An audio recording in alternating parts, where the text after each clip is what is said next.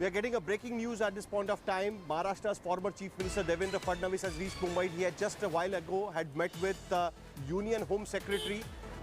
He has demanded CBI probe in Maharashtra Hafta Gate.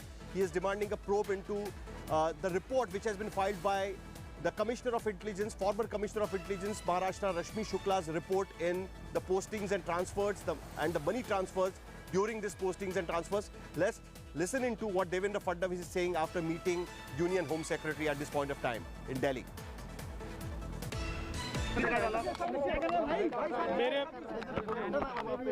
मेरे पास जो भी एविडेंस थे उसको मैंने सील्ड एनवलप में सारी की सारी चीज़ें होम सेक्रेटरी साहब को सौंपी है।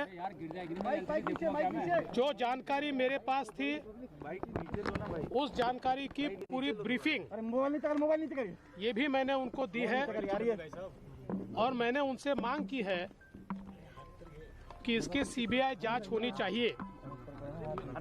होम सेक्रेटरी साहब ने मुझे कहा कि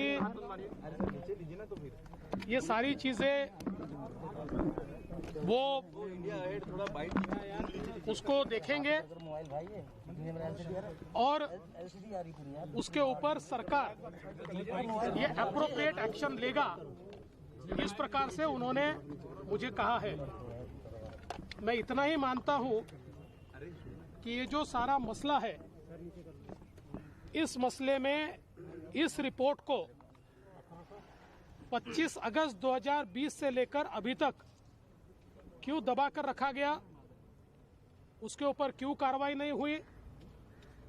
इतने गंभीर उसमें कन्वर्सेशंस थे, तो ऐसे कन्वर्सेशन करने वालों पर, उनसे कांटेक्ट करने वालों पर सरकार ने कार्रवाई क्यों नहीं की।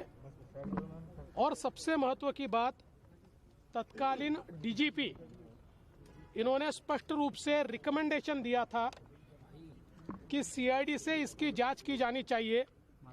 वो सीआईडी से जांच भी क्यों रोकी गई,